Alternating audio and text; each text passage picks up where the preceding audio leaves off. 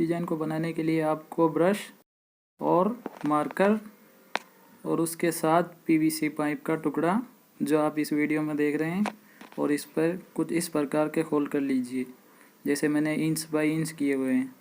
और एक बड़ा टुकड़ा ले लें, सेम उस पर ही ऐसा ही इंच बाई इंच होल कर दीजिए। तो चलिए शुरू करते हैं।